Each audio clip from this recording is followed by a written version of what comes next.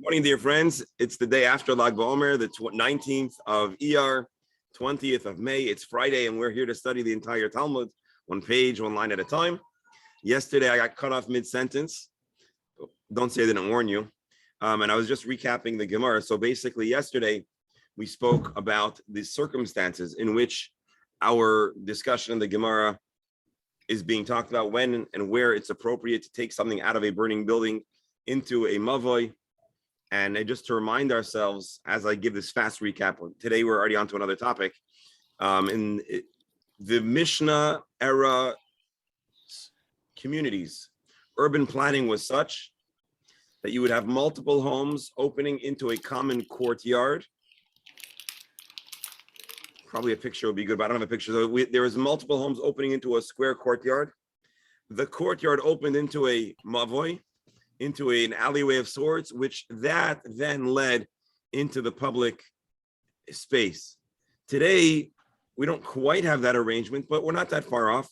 I'm imagining the gated communities that you might see along the 95 in Boca and in Hollywood and everywhere in Florida. You have gated communities. So in a sense, you have, a block, you have a little cul-de-sac, let's say, of homes that open into a larger road, but is yet inside that gated community.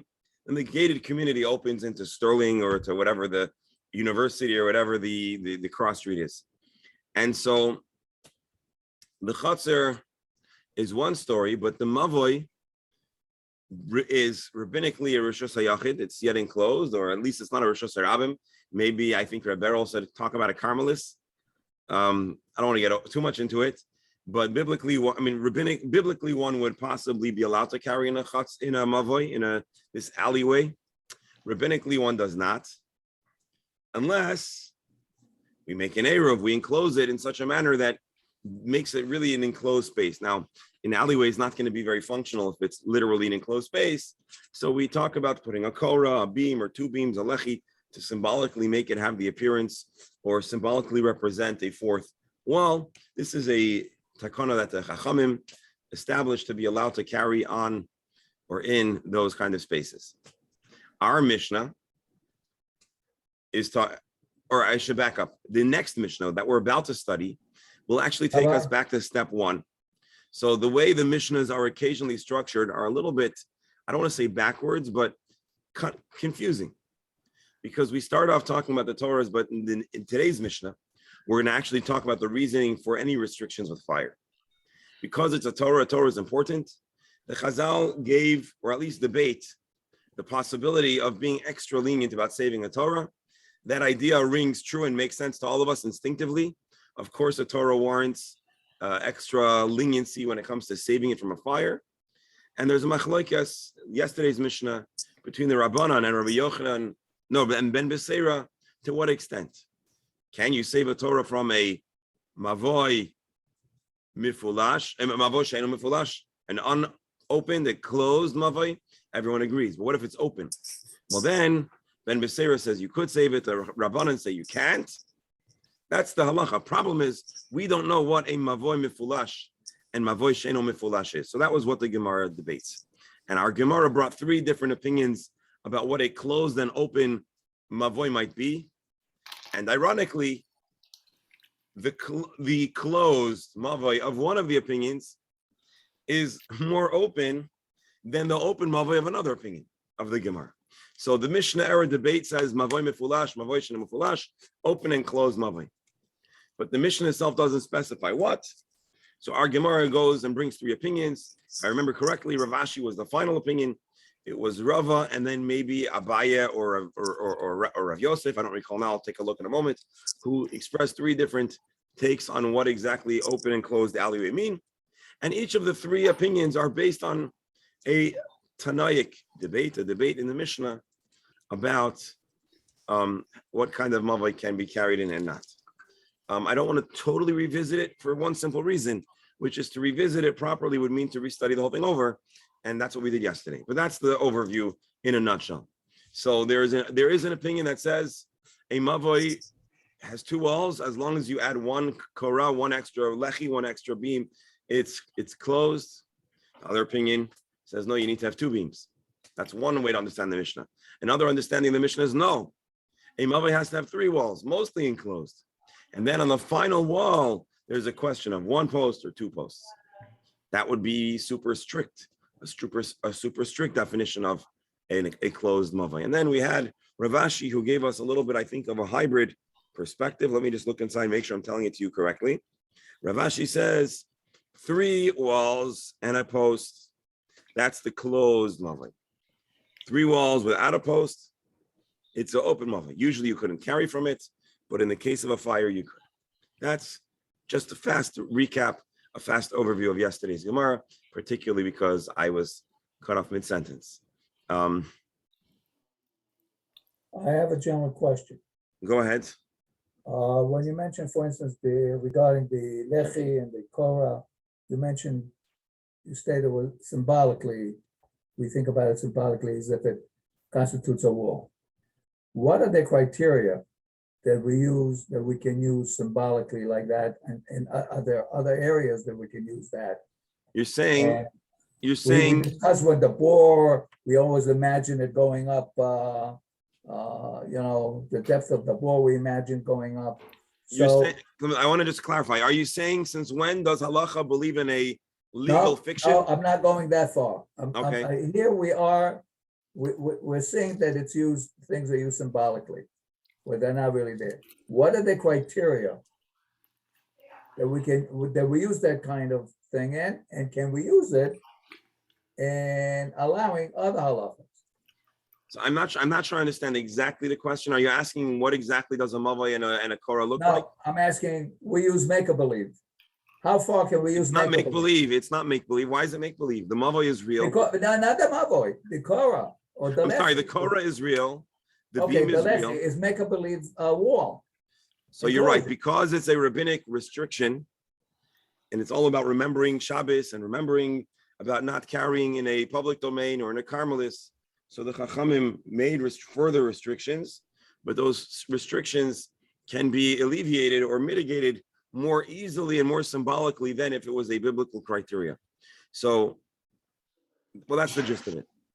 And so the existence of the mavoi and the korah is in a way symbolic, because it's not literally a wall, but it's also not symbolic. It draws your attention to the fact that this is another walkway, because the mavoi, the posts, which are extensions in an open space, create at least a partial framing of that as a gateway or a walkway. You know what? I'll tell you what, we'll be doing a lot more talking about this. I'd rather, because it's really not the prime. I understand the concept. I accept the concept. I just You're asking when does and when doesn't halacha welcome a legal Rabbi, I have a similar question which you can deal with when you deal with what the doctor said.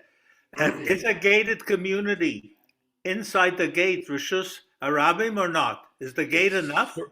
I shouldn't answer, but I'll just give you a fast answer. Really, it is certainly not a Rishus Harabim. However, one area that we didn't really get into in this point in time, although we'll get to it a lot, is Eruv. Eruv, in the words of our Gemara in passing, and I kind of glossed over to Shitufei Meva'ot, you have to make, it not only needs to be enclosed, but there also needs to be what we would call an Eruv Chatzerot, a food or something that represents the cohesion of all of the residents within it. So today what we do is, for an Eruv, for a whole Eruv, or for the Eruv of a building, we set aside a box of matzah, something that can really stay throughout, and we designate it as communal property with shares representative of all the partners in the gated community, let's say, and that is part of the Eruv process. So it is not a Rishus Harabim.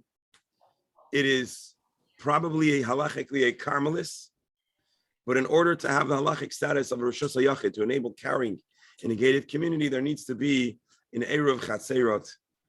And that's probably one of the least known or most easy pitfalls that a person could make in Shabbos observance, is you go somewhere, offer Shabbos to a hotel, you're not going to leave the hotel. And so one might imagine that they can carry the entire property, but it's not always simple. And we'll leave it at that for now, but it's a good question. Okay. And Dr. Stamler, don't be upset at me that I responded to Beryl and I didn't respond to you. Your question deserves a whole lot more. I think it's a similar question about criteria. What are criteria? It is and it isn't. All right, let's share the screen and let's get started with our next Mishnah, which will be equally thought-provoking and equally exciting. Here's where we're going to actually see in the text of the Gemara and the Mishnah a little bit of the rationale for restrictions during fire. Dr. Hammer, if we should so get to the citation of the Ramah, which we may or may not, you'll like the facts, not the reasons about the difference between fires once upon a time and today. But nonetheless, Bli Neder will try to shoot for it, especially because you're going to be traveling. So Bli Neder, let's share the screen. Let's get started. I don't know if you noticed, my voice is starting to go. I don't think it's because I was screaming yesterday, but thank you for your indulgence. Oh, by the way, I wasn't screaming yesterday, so that here is our new Mishnah. We had background noise. All right, I'll hit mute all. Folks, you're about to be muted. Please unmute for questions, comments. It didn't work yet. Now, you should be muted. Okay. Matzilin, mazain, shalosh, seudos. In the event of a fire, you can't pull everything out of the house, but one may save the amount of food for 3 meals. What kind of food? Haroi la'adam, la'adam. The food that is human food should be saved for humans. Haroi la'bhema, libhema, and food for an animal is saved to take care of your animals for the day of Shabbos. Meaning, you can save whatever you're going to need for this Shabbos, for the day where the fire has broken out. As we know, the owner or a human being that owns animals not only needs to feed themselves, obviously, in their household, they also are responsible to their livestock. Ketzad, please elaborate. The Mishnah elaborates, Nafla Deleka Belele Shabbos. If a fire breaks out on Friday night, Matzilin, Mazan Sholosh Seudot, one can save the amount of food for 3 meals. Rashi. What does it mean Friday night? Kodem achila, before you had your meal. So Friday night, before the meal, what remains on the Shabbos schedule, on the Shabbos program is 3 seudot. Bishachris, but if the fire breaks out in the morning, Rashi reminds us, Kodem seudah, before the meal. Matzilin, shtemazon, shtei seudot, you can save the amount of food needed for 2 meals. B'mincha, if the fire breaks out in the mincha time, you can only save mazon seudah achat, the food for a single meal. You can save your shalosh of this. Rabbi Yossi disagreed. This is all the Tanakama. This is all the first opinion, an anonymous opinion in our Mishnah. Rabbi Yossi disagrees and says, La'olam matzilin mazon shalosh seudot. One saves food sufficient for 3 meals. No matter what time the fire breaks out, you can save 3 meals worth of food. Rashi la'olam hamatzil hoyil the yoma barachi. Being that Shabbos essentially is a day of 3 meals. Uvehetera tarach. And essentially his act of saving the food is not usur. It's not biblically or even rabbinically prohibited. Food for Shabbos is not muksa. And we're talking about taking food out of a burning house into a chatzar that Reb Beryl just described that has an eruv. Essentially, fundamentally, before the rabbis made restrictions, you would be allowed to save your entire refrigerator worth of food.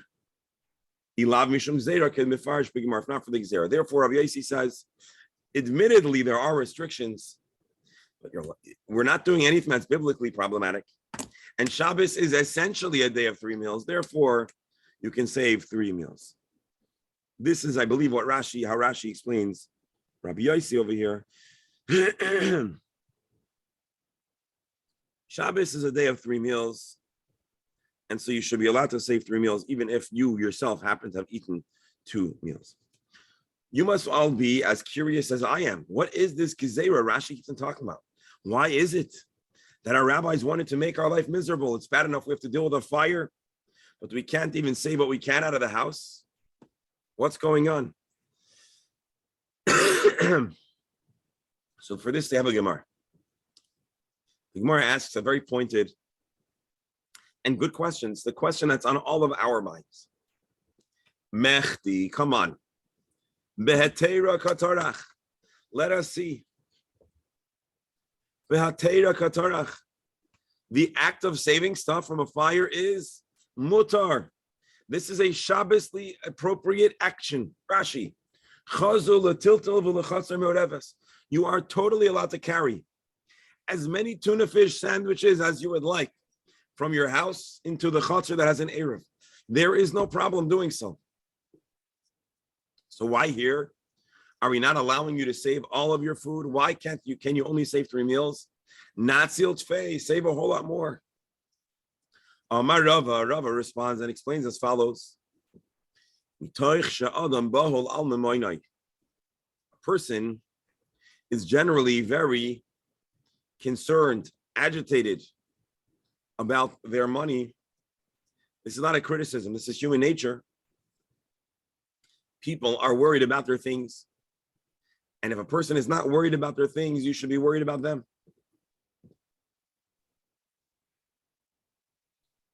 If we're going to give a blanket license to save stuff without any restrictions, the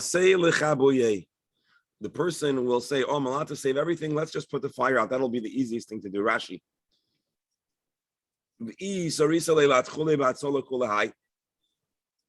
If we'll say yes, save everything, because he's so anxious and it's overwhelming. Try moving everything out of your house on a good day. It's overwhelming. Try doing that under the threat of a fire. The person may forget that it's Shabbos, put out the fire, and therefore the sages put the brakes majorly on saving stuff from fire. This is a real trial, a real test, a real challenge to a person who wants to be Shabbos observant. You're telling them to allow their life's fortune and everything in their house more or less to burn. Rabbi? Yes. Are we supposed to learn anything from the fact that we started with saving Kisvei Kodesh and then food? Well, let me ask you, what would you learn? If I were to learn, I would say there's a reason why first you should take out the Kisvei Kodesh. I'll tell you this. It's very easy to make another tuna fish sandwich or a peanut butter and jelly sandwich, but a handwritten manuscript is a whole lot more valuable and harder to deal with. There's I was looking at it from the other side. I was looking at it that a person would probably grab food and stuff like that that's valuable, but human nature being what it is. Well, I think for subsistence, on the what do you call it? On the pyramid of what's it called? The hierarchy of needs. So obviously food is most essential. So if a person's not going to have any food, they certainly are going to save food first. But assuming that you can go to your cousin's house and ask them if they have a little gefilte fish to spare, well, then the Kisvei Kodesh are going to be no. But in all honesty, I think there is a little bit more of a license in Kisvei Kodesh than food, as we'll see as the Gemara develops. So in a sense, they are two different halachot, but in a sense, it's highly related. They are among the items that one may save from fire. And if we would say food before Kisvei Kodesh, we would also have a question. So, right? Excuse me. Rabbi, if there was a message. A pious Jew would never think of taking food out first. He'd always go for the siddur, and if the pious chumash, Jew the is Tanya. living alone or has people that he takes care of, because a pious Jew who has other people in their care would think about their well-being even before, right? So it's complicated. So my only point was to show that it's complicated. Also, if he has a lot of kernels of corn, maybe he'll get popcorn out of the fire. Rabbi, Yes, doctor. when you say you could have food for 3 meals, 1 meal, 2 meals, is it implied that it's for yourself, for the people who live in your home? Or does it include the 6 guests that you invited that just walked 3 miles or will be walking 3 miles? And doesn't it take more time? You mentioned gefilte fish. So if you have a loaf, because you expect 10 people, you have 2 loaves of gefilte fish. They're not cut up into slices yet, perhaps, which is acceptable according to my understanding. What do? You say, oh, let me see. I'm not going to take the loaf and be safe. I'm going to let me measure. This guy usually has 2 pieces. I mean, in Doctor, general, you've asked a few very good questions. Question number 1 is, who is included in the 3 items? Is it just the individual? Right. Is it his household? Is it his guests? Or is it anyone who wants? That's Right. question number 1, which is a great question. It's such a good question. The Gemara with Hashem's help will hopefully answer that in a moment. Your next question is, so now are we expected to start working in the kitchen under the threat of fire just so we are preserving precisely the correct amount of food? And the Gemara is going to discuss that too, but the short answer is no. It seems that as much that comes in one handful or in one basket, you can save even if it's more than 3 meals.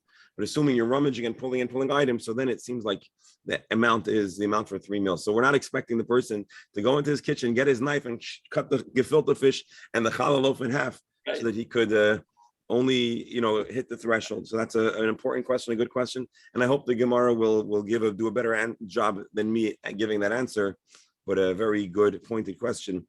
And so Rabbi, maybe even a neighbor that doesn't know there's a fire yet. Let's see. We'll see all of that. Some of the discussion is in the Gemara. The rest of the discussion is in the commentaries around the Gemara. So first things first, the Gemara, before getting into the specifics, says, hold on, why are there any restrictions? All you're doing is something that's permitted. And so Rava teaches that there's a gezerah, a decree that we're afraid of people absent-mindedly putting out the fire. Amrli, Abaya retorts and says, are you sure that's really the reason? Abaya is going to now quote a companion teaching. Another scenario where food is going to go to waste and there are restrictions with how much you can save. And in that case, there is no other mamono that is under threat. So let's see. Amrli Abaya.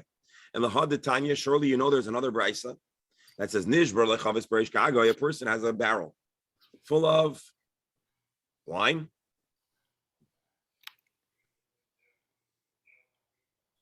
or another liquid, maybe kli omaniach tachteha.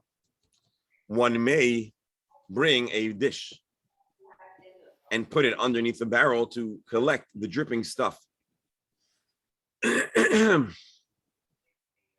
Ubelvad shelo yavi kli acher v'yikloid kli acher v'yitzaref. So long as it's only one vessel, and that you're not going to bring additional vessels to catch the dripping as it drips off the roof, or other types of saving. In a moment, I'm going to read Rabbi Steinsaltz's translation, but let's keep it at that for now. So if it's one keli, okay, multiple keli, no. So we see that there are restrictions with how much one can save from a barrel of liquid on the roof that broke. Hasamai gzera ika. Why should there be any gzera?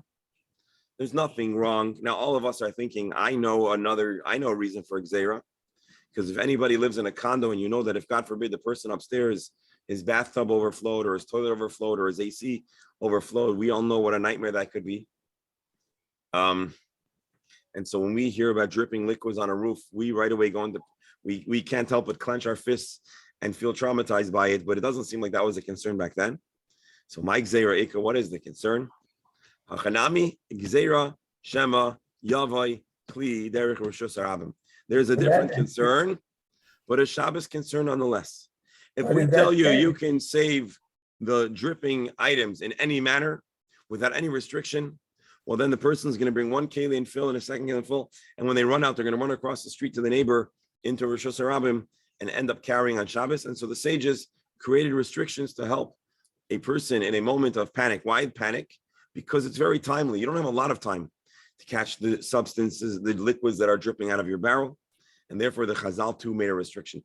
Doctor? But in that case, even the first kli He may bring through Rishut Rabin. So I think the assumption is that most people have at least one bowl or one other keli in their home. But if there's an unlimited, if the recovery effort becomes more exhaustive, then there is a greater potential for at least that's how the Chazal understood it. And remember, these kind of gezeros, I think, are born and provide an interesting insight into what life might have looked like back then. How many bowls or dishes did a person possibly own? And today, for example, if we had a leaking barrel, most people would have enough kalim in their home to save it, I believe. Let me just read Rashi for you before we move on. Hold on. What he's doing is like 100% kosher. We're afraid he's going to bring a vessel through a Rishus Rabim.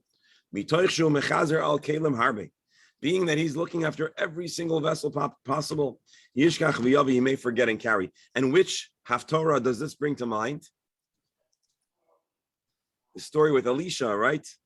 The woman who's a widow and she's very impoverished, and she tells Elisha, what do I do? My husband died and he was possibly killed in the service of the Nevi'im. Can you help us out? And he says, what do you have in your house? And she says, nothing. Kiim asuch shemen. I just have a little dish full of oil. So he says, go around, collect all the dishes you can in your neighborhood, close the door, and it's miraculously going to pour until you finish. Kelim reikim al tamiti, don't leave any empty vessels.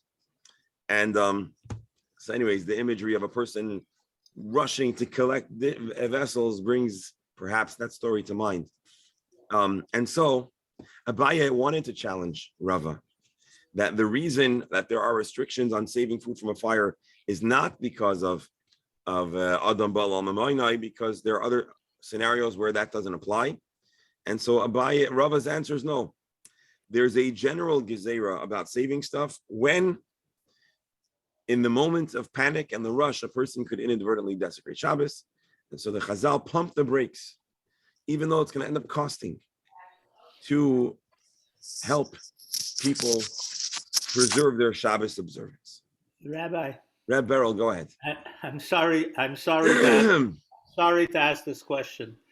Why are we so concerned about saving and not saying a word about putting out the fire? I'm thinking of a practical solution.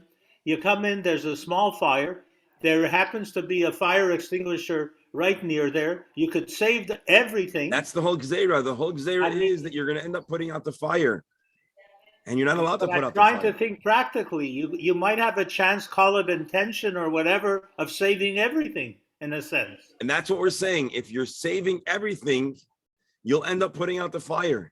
And you're not allowed to put out fires on Shabbos. That's exactly the point. So is the bottom line, to put it crudely, better let it burn and save one or two than put out the fire? Yes, that is ironically what the laws of Shabbos call to do. As long as there's no pikuach nefesh involved, which is a big but assuming that there is no pikuach nefesh, well then let it burn. And look, today there's a fire, you call the fire department. Again, there's reasons why you'd anyways have to do your best effort to put out the fire, but assuming otherwise, the fire department's going to come and put out the fire. But in those days, you were the fire department, right? You. No, but what would the Shulchan Aruch say today? A small kitchen fire, everybody has a small fire extinguisher. We'll get there soon. We'll get there soon. Okay. But again, today there's a whole nother reason. If you have a fire in La Mer or in your condo, whatever, God forbid you don't put it out, you're putting hundreds of people's lives at risk. The whole building could. So it's a different story. I think that we are talking about Shabbos environment. There might be no kitchen fire during Shabbos. Professor, that's a fair point. The only source of real fire during Shabbos is Shabbos candles. That's the real thing, and that's a fire danger. But all other sources of fire are impossible on Shabbos. You're saying that most of the likely causes of fire. The only cause of fire, not the likely. A lot of stoves have Shabbos. People They're all cleaned before Shabbos. Now, Today, people leave on a blech with a gas flame underneath, yeah, and things can happen Yeah. with the gas flame. that's left on. Electrical shortages today. Fires can happen.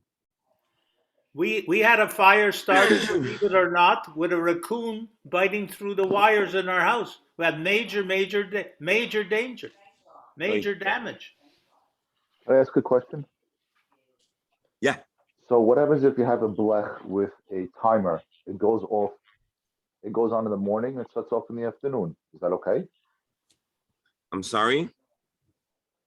If you have a blech plugged into a timer, Do me a favor, just put that aside for now, just because it's on topic, but off topic. It is in topic that it's in the oh, kitchen. okay.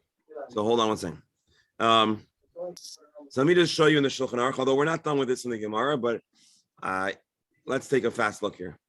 I did apologize before asking the question. You should Remember not, that. no, there should not be apologizing. Because if you apologize, then I'm going to feel bad to interrupt. But if you don't apologize, no. Let's take a look at the Shulchan Aruch and the Mishnah Berurah. Nafla dleika b'Shabbos imu b'layla koydem suda. Fire breaks out at night for your meal. Yachal lahatzal kadei mazayin shal sudais haray la'adam. Haray la'adam la'adam haray la'behema behema b'shachris mazayin shtei sudas mincha mazayin suda achas. Here. So basically, until now, he's quoting exactly what our Gemara says. From now on, it's actually going to be things we're going to learn in the future, but especially to honor the doctor, I want to make sure we cover this now. These restrictions are only for people about their own homes wherein there is a fire. Because they're so consumed by the saving and they're under the gun, they'll forget that it's Shabbos and they'll put out the fire. Take a look very carefully now. Again, we'll see this later on in our Gemara, but we'll see now. Homes that are not yet consumed by fire, but they are concerned that the fire will reach their home. So they can save anything they want. So this is a very big heter. Forget about the heter of pikuach nefesh. Forget about anything else. All the restrictions that we're discussing, again, this is going to come up in the Gemara in the commentaries, but the Shulchan Aruch clearly paskins that this is all talking about if the fire is already consuming your home. But if you're nearby, you can absolutely take out whatever you would like from your home into the chutzner.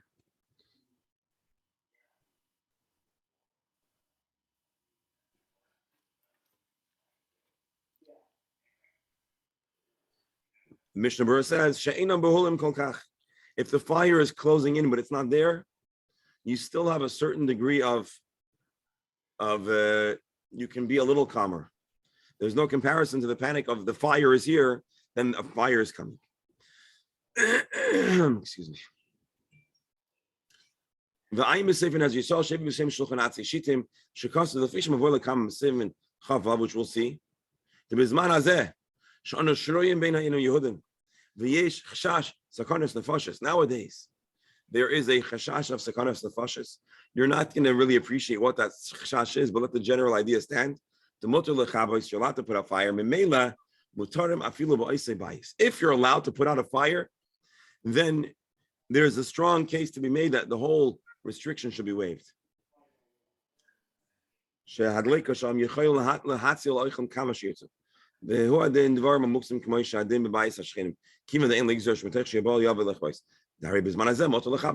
can put out the fire. This is a thought that's brought up, quoting a thing that the Ramah is going to tell us that you're allowed to put out the fire. And the Mishnah Berurah says that's not necessarily so. Maybe other malachas will come up. So there's a question if today you might have a total waiver of these laws.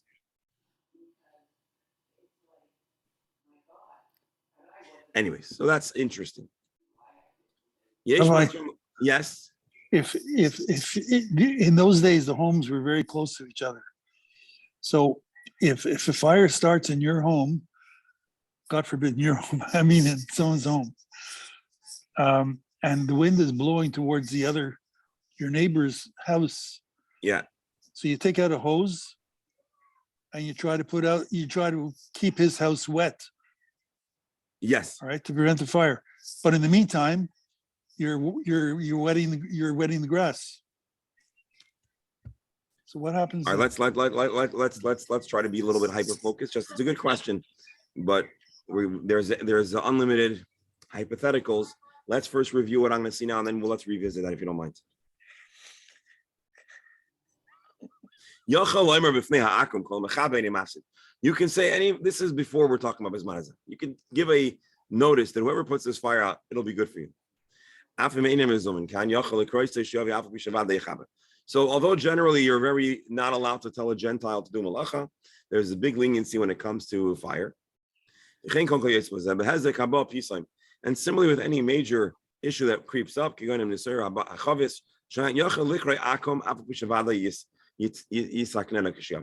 so there's a big leniency, a big waiver on Imir Lakum.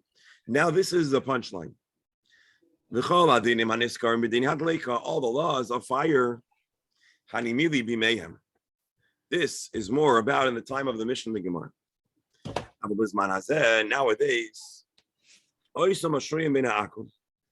if you live in you don't live in a ghetto. You live in an integrated society.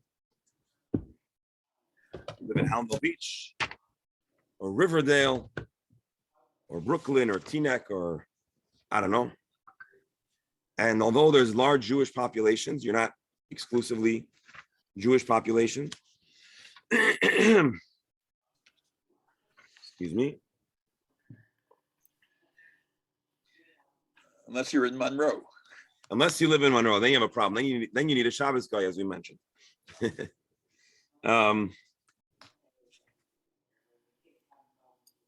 But Rabbi, also putting out fires is something they do all the time.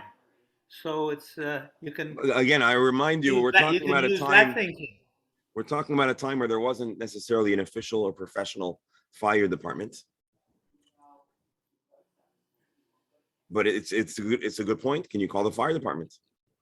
And so even without what I'm about to read, it's pretty clear that you could, certainly if you're not doing any malacha, you certainly can call the fire department.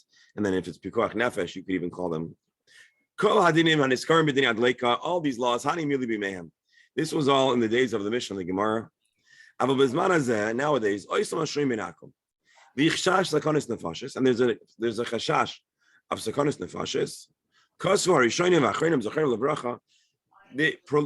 Throughout the Rishonim and the Achronim, they write Shemuter lechabais like custom b'Shabbos. You can put out a fire. There is the potential for loss of life. And if a person is zariz, the more alacrity, the better.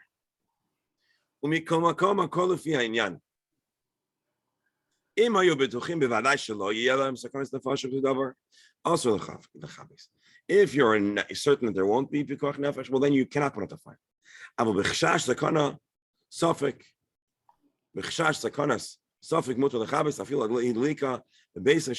Even if the fire is not even on a Jewish home, but it's on a Gentile home, you should be a part. Sorry,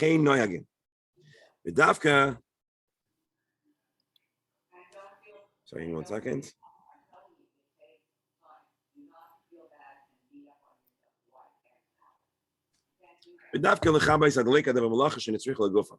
We're talking here about it. There is a unique additional reason to be lenient about fire. Because if you think about it, putting out a fire, according to most of the definitions, is a melacha she'eina tzricha legufa. You're putting out the fire because you don't want fire. You're not putting out the fire because you want the byproduct of the effect of the fire being put out.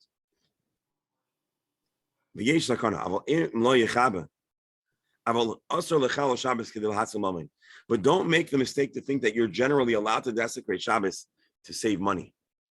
And if a person does, in the panic, do other acts of Chilul Shabbos, they have to do teshuvah. And interestingly enough, the Ramah gives specific proposed teshuvah steps, which include fasting and tzedakah, which whatever. We'll skip that for now.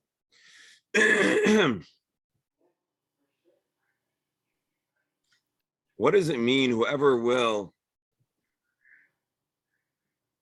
put out the fire won't be harmed. So the Mishnah Berurah says, by the way, this is not a typically acceptable way to communicate to Gentiles on Shabbos. Here, where if the Gentile doesn't put out the fire, we're afraid the person really might panic and put out the fire. We again are employing greater leniency.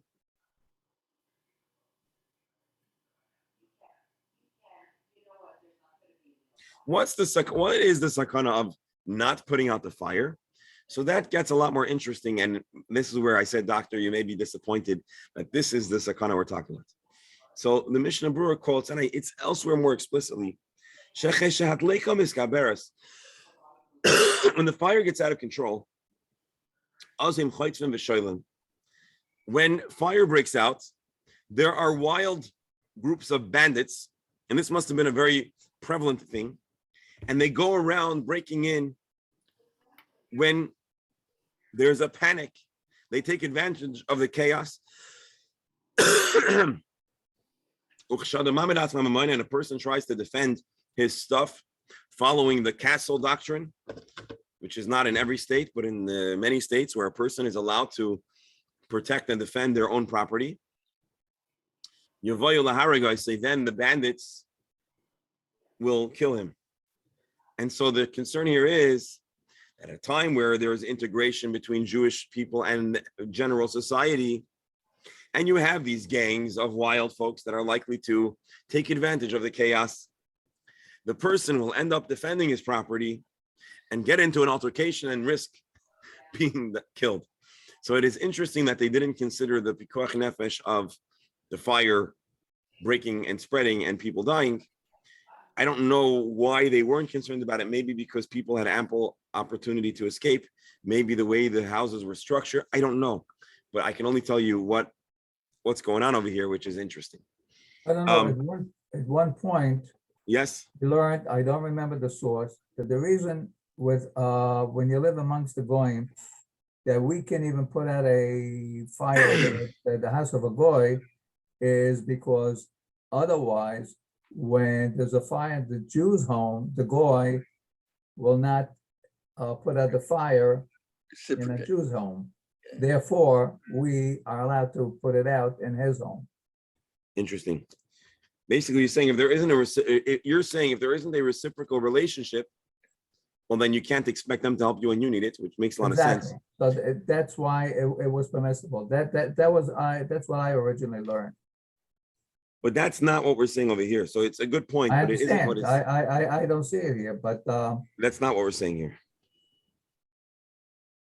It's funny Now- that you didn't mention that maybe these hoodlums are initiating the chaos. Arsonists. They're initiating the You're chaos. saying maybe arson is breaking out in order to create an environment where Right. opportunities are being presented. Right. Very fair. And it's very shrewd. They're going to take the most valuable stuff from the safe from here and there. You know, I actually have a friend who's in the jewelry business who was followed from the airport carrying the goods, and a gun was put to him right in front of his house in Teaneck. They followed him from the airport to there. Yeah, and even more terrifying, there have been cases where the thieves will intentionally trip the alarm so that the owners come to check on their goods. They would go out, open the safe, and then they would. Right. So there's a lot of. Rabbi, I'm going further in the doghouse. So added to all this, if your stuff is insured and you won't suffer a loss, what about that category? So depending on where you live, you might be told that it is a pikuach nefesh to put the fire out because you're ruining the person's insurance claim, and they might come and, God forbid, no. I want to just show you one more thing.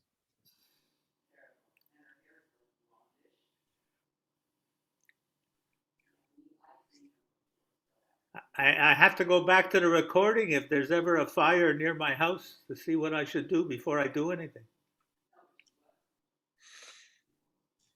I don't know if this, I don't remember where this is in the Shulchan Aruch, but it's referenced over here. Teva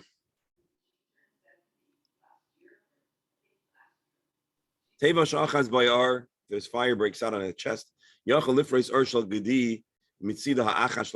you're allowed to put flame resistant materials on the part that's not on fire,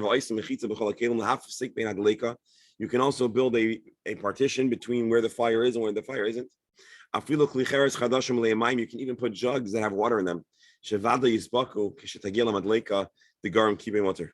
You're allowed to put water jugs or maybe plastic bottles, although plastic is more flammable. Even though when the fire catches, they'll burst open and then the fire will go out.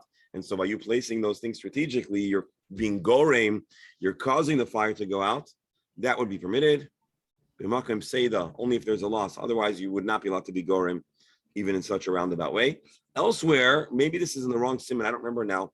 There's a discussion about pouring water around the fire, but not pouring water on the fire, so that you limit where the fire can spread to. It may be in this simon. I'm just drawing a blank. Rabbi, there's so much interesting stuff today. You can control an app to turn on your sprinklers when you're not home. I'm sure that the Beis Din could be very busy these days. Oh. Indeed. You're not going to be aware of it on Shabbos. You know, where your phone is, you know, so that's the problem. That's it. Yeah. Sometimes the sprinklers go off first to avoid the fire. Is it putting out the fire? Wow, wow, wow. Yeah. By the way, a lot of times, unfortunately, today, when a fire breaks out, the bulk of the damage is not the fire, it's the water. 100%. The firemen themselves, they smash everything to get in. They smash everything and they spray water. So let's say you have a warehouse, whatever schayra isn't burnt by the fire will get moldy and damaged by the water. Right. So, yeah. All right. Shalom Neda. Let's see.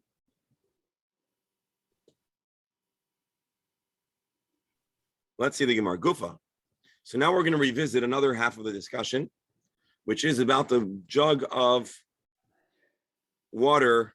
I'm sorry, the jug of wine, let's say, that's on the roof, that's able to be saved and how it could be saved. But just before we do that, let's go really fast to our mission again. By the way, what I said before also stands, from what I understand, with regards to a physician being Mechalel Shabbos, saving the life of a goy. Yes. Because So if you're not otherwise going to save, the Akum physician will not save a Jew. right? So it's the same concept would be as far as putting out the fire in a non-Jew's home. Yeah, hashtag no psak. But I have a feeling that probably with physicians, it's even more acute even than this arrangement, because with the fire, there's usually professionals. But in the case of physicians, the physicians are the professionals. And if they're not going to cover for one another, there can be a real breakdown in so a very good point.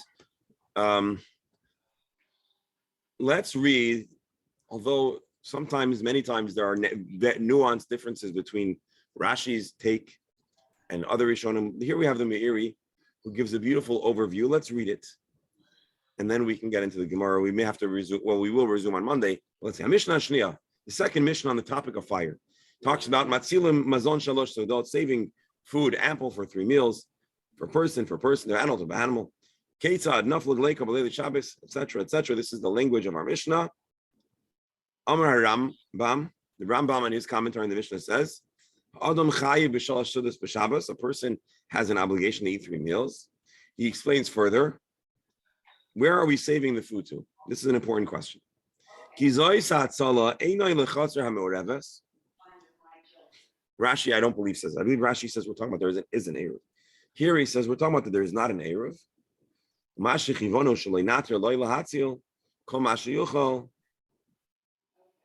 Dilma when we tell him to save it, we're talking about it. There's no Eruv. The restriction is because he's in a panic. When you tell the person all you can save is 3 meals, he realizes that that's all he can hope to save. So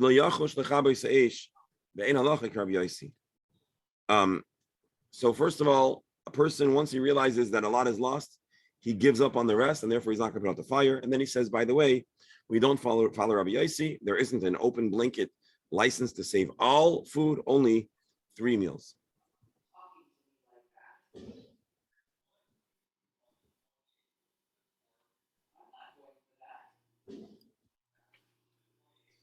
Meiri further says, this that we say that you can only save food for 3 meals, the ein matir lo biyatr mishur is that you can't save more than that.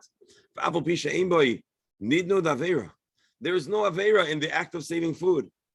Shahare, why is it not an avera? If not for the rabbis putting the brakes. Shari srach tiltul einkan. This is not an act of muktzah. Shebeheteru metaltal. This is food that you're allowed to carry. This is not an act of carrying. So he says here with food, we are talking about that there is an eruv, unlike what we read from the Rambam before.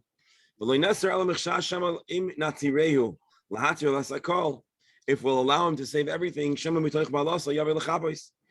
to end up saving everything. We'll put out the fire.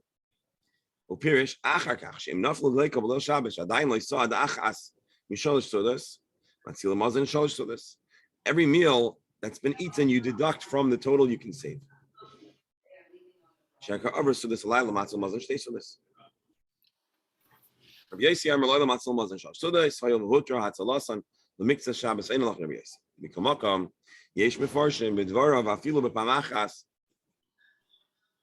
those that say that we're talking about b'pamachas. Kigon shu mikapel shnayim v'sholish kelim b'toich hatalos u'moitzi hatalos mikopelas makelim.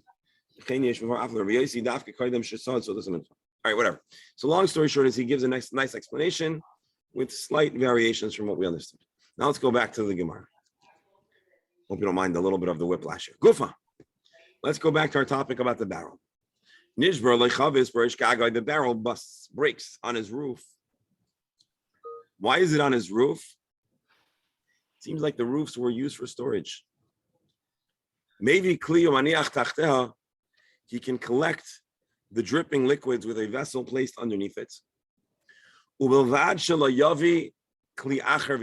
long as there's only one keli, he cannot bring an additional vessel to catch more liquid. And then connect another one. Let's read Rabbi Steinsaltz. Permitted, providing that he does not bring another vessel and place it on the ground to catch the liquid, another vessel attached to it. So I don't know exactly what this picture looks like. There are a few different opinions. Rashi we read earlier, and we'll take Rabbi Steinsaltz's translation. We're talking about bundling a number of kalim.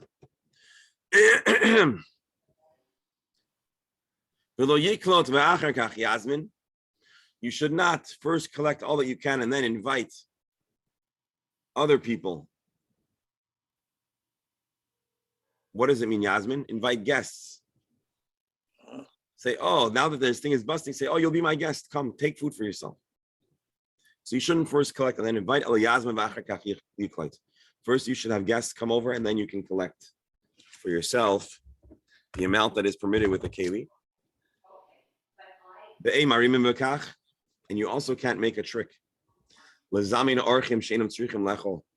shouldn't invite people that aren't actually needing of this food. Say, yeah, you'll be my guest, right? And just come take. So basically, there are a few questions here. How many kalim can you bring? What is the order of first having your guests take food for themselves and then putting a vessel underneath? And then lastly, do they need to be legitimate guests? Or can you also pull some shtick? I think you can make everything in your home hefker and say anybody who wants to take for himself can take anything he wants for himself. Then people who do want to give it back can give it back to him. I mean, he doesn't make it as a night. Well, they might not actually be giving this back. Maybe they're drinking it, but a person would rather have the goodwill. I'm talking about clothing or anything like that. Well, here we're talking about food. We're talking about drink. We're talking about wine mostly. We say, who wants to say l'chaim? The barrel's broken, come. And then you put the keli. So it says first you should invite people to take the drink. I'm imagining it's kind of like, you know, those soda dispensers. If it breaks and it's just pouring out, whoever wants, come bring a cup, grab. And then when you're done, you bring a bucket to catch the rest. But you should first have your guests. And the question is, could they be legitimate guests or not? Maybe the machloikas of if you're allowed to do harama, trick, make a trick to invite guests that were not really invited or not originally invited. Or maybe they're not even going to drink. Maybe they're not going to drink it. Maybe they'll help you save it in the end, as the doctor says. Maybe this machlokes is connected to the machlokes of Rabbi Elazar and Rabbi Shua. What's that machlokes? You know what? I'll just tell you outside what we're talking about, and we'll resume on Sunday. So to close out the session, we're quoting a very interesting case. If an animal falls into a pit, this guy's determined. If an animal falls into a pit on Shabbos, can you save it? I'm sorry, on Yontif, can you save it? Yes. Why? Because it's not muksa and you have a use for it. You know what your use is? You might shech the animal. On Yontif, you're allowed to shech. You're allowed to prepare fresh meat on Yontif. So an animal is not muksa. What about Tsar Balachayim? Hold on. We'll get there. 1 second. So you can save an animal. What if 2 animals fall in? You can save them both because you might shech them both. What if it's a mother and a child? You're not allowed to shech a mother and a child on the same day. So one of them is going to be muksa. Can you save both of them? And so there's a machlokes. Rabbi Yeshua says save one and feed the other. I'm sorry, no. Rabbi Elazar says save one, feed the other while it's in the pit. Rabbi Yeshua says you can save them both. We'll learn this inside on Monday, and we'll also see the Gemara immediately address Rabbi Beryl's question, a good question, the question of Tsar Bali Chaim. Where does Tsar Bali Chaim come to this? So you need to join us on Monday for that. For those that are traveling to Israel, we wish a safe, prosperous, enjoyable, simcha-filled trip, and we eagerly await, first of all, good regards and your return. Dear friends, have a wonderful Shabbos. Thank you for being here. Thank you. For being here on this journey. Thank you for your insights, your wisdom, your wise questions and comments. And wise and otherwise. Last comment, Rabbi. First of all, thank you for your good wishes. To add to Tsar Bali Chaim, could differentiate between animals that are pets and a dog, a cat, whatever you have, that you're never going to shech. The contrary, you're going to, who knows what you do with where people bury or have ceremonies. So this is also a good question. Issue. Oh, yeah. It's all right, dear friends. Strange to save an animal because later you could shecht it. It's an odd way to approach something. All righty. Okay. Shabbat shalom. Hi, Mark. So Good Shabbos. Fluffy. And in general, you shouldn't make the animal that you're going to shecht turn into a pet. Many, many children have been traumatized throughout the ages by such practices. Anyways, have a wonderful Shabbos. Yasher koyach. Good Shabbos. Who's coming to Israel? I am. Oh, Yeah. well, you know where I am. I know I have your contact. Make some room for him, Mark. Yeah. Yeah, we got room. If I'm available and I'm up there, Mark, I'll contact you. Don't All right, have a good Shabbos. Thank you all. That's good.